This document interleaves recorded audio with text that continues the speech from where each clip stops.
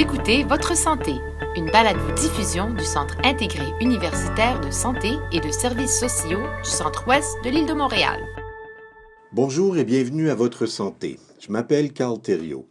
Vous êtes ce que vous mangez est un adage bien connu qui s'avère encore plus vrai lorsque vient le temps de parler de cancer. Mais quels sont les liens entre ce que nous mangeons et la prévention de la maladie? Est-ce que notre alimentation peut avoir un impact pendant que l'on reçoit des traitements contre le cancer? Pour nous en dire davantage sur ces questions, j'accueille le Dr Michael Pollack. Le Dr Pollack est le directeur du Centre de prévention du cancer au Centre de cancer Segal qui se trouve à l'hôpital général juif. Bonjour, docteur. Bonjour. Quel est le rôle de la bonne alimentation dans la prévention du cancer? Il n'y a pas quelque chose qu'on peut manger qui va donner confiance absolue de ne pas avoir cancer dans l'avenir. Alors, il n'y a pas des absolus, mais il y a des façons à manger qui peuvent diminuer les risques. Et ces moyens de manger sont conseillés. Quelle est justement cette façon-là de manger qui fait qu'on diminue le risque? Oui, c'est pas compliqué. Tout d'abord, il faut ne pas manger trop. C'est pas seulement une question de ce qu'on mange, mais combien on mange. Alors, même si on fait des choix intelligents, des bonnes nourritures, il ne faut pas manger trop. À part de ça, il y a vraiment certaines choses à éviter. Et les dernières recherches nous montrent que les produits très sucrés sont à éviter. Par exemple, les boissons gazeuses avec beaucoup de sucre, ça, ce n'est pas quelque chose qui est conseillé parce que ce n'est pas vraiment une nourriture naturelle. Il y a beaucoup de sucre et c'est présenté d'un moyen qui est très rapidement absorbé. Et ça, c'est, selon les dernières recherches, peut-être quelque chose qui va augmenter le risque. Ce n'est pas un effet profond comme fumer des cigarettes, c'est plus subtil, bien sûr. Il y a des gens qui buvent les boissons sucrées qui ne vont jamais avoir de cancer, mais quand même, si on fait les statistiques pendant beaucoup de gens, c'est clair que trop de sucre monte les risques. Et ça fait augmenter les risques, justement. Ce qu'il faut dire, Dr Pollack, c'est que l'alimentation, ça fait partie d'un portrait d'ensemble. Il y a la génétique, il y a l'exercice qu'on pratique, il y a les facteurs environnementaux. Quelle place prend l'alimentation dans ce portrait global par rapport au cancer? C'est pas quelque chose qui est facile à répondre parce que toutes les choses, il y a des interactions. Mais en général, pour mettre un contexte, fumer les cigarettes, c'est plus dangereux même que les manger de façon qui est déconseillée.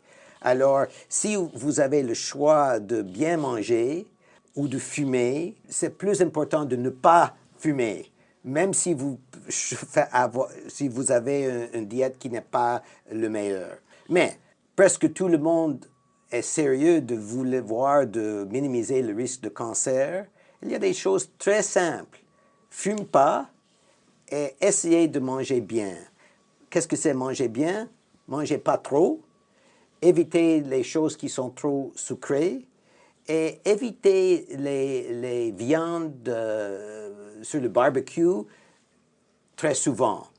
Moi-même, je peux avoir chaque semaine un barbecue. Ce n'est pas que c'est interdit.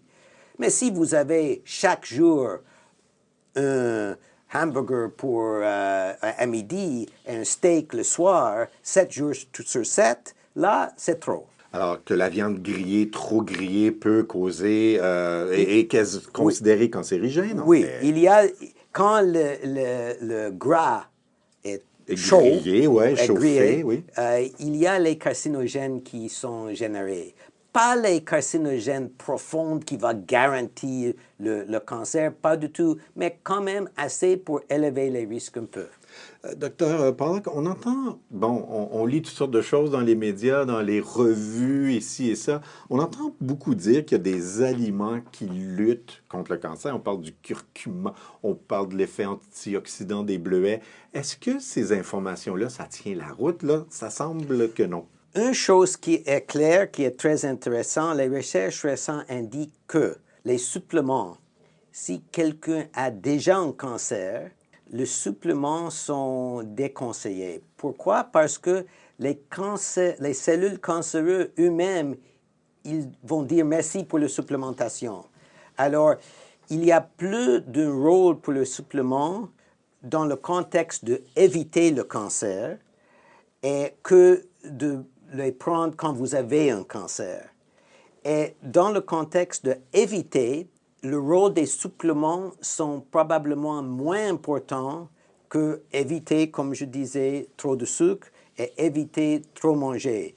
Bien sûr, manger des bleuets, c'est une bonne idée, mais si vous avez, par exemple, 3 canettes des boissons sucrées, et vous prenez après ça quelques bleuets pour essayer d'annuler l'effet, c'est pas assez.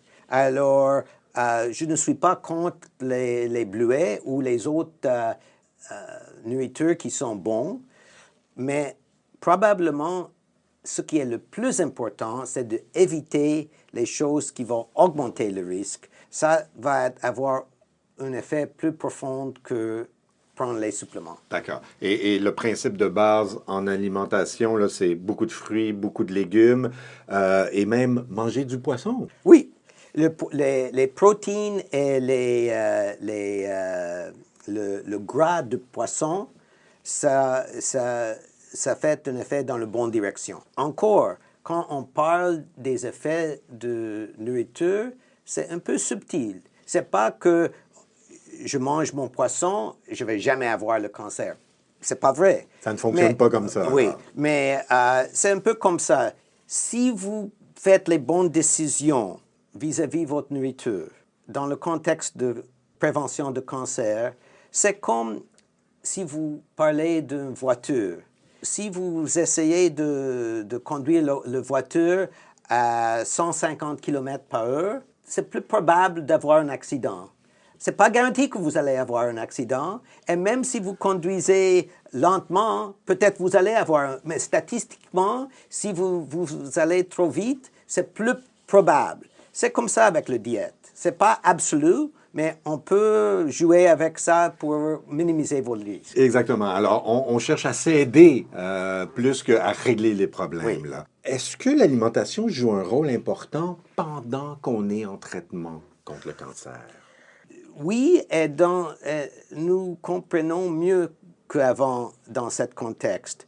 Les suppléments sont déconseillés pendant le traitement de cancer parce que nous avons appris que les cellules cancéreuses eux-mêmes aiment les suppléments.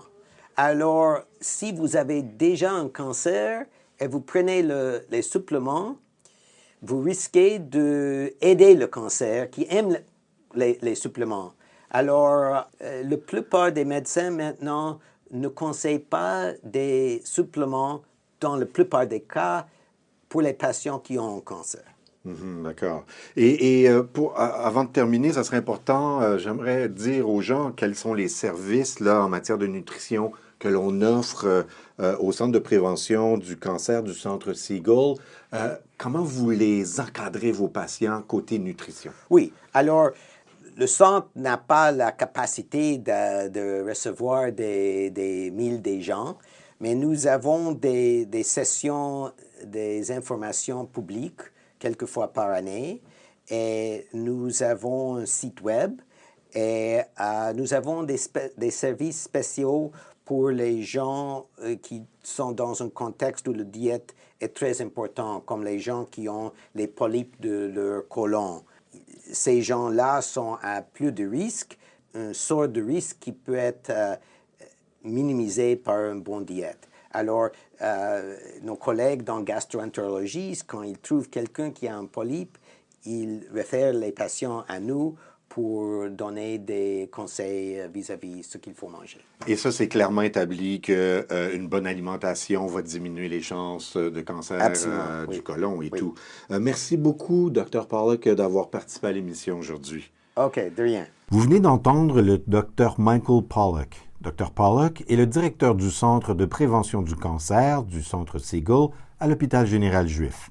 C'est tout pour cette semaine. Merci d'avoir été là. Pour écouter nos autres émissions, allez au balado.ciuscentreouest.ca balado.ciuscentre-ouest.ca. Si vous avez des suggestions de sujets à nous faire, écrivez-nous.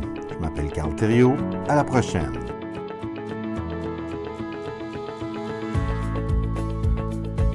Vous écoutiez Votre santé, une balado-diffusion produite par le service des communications du Centre intégré universitaire de santé et de services sociaux du Centre-Ouest de l'île de Montréal. Au plaisir de vous retrouver pour une autre édition de Votre santé.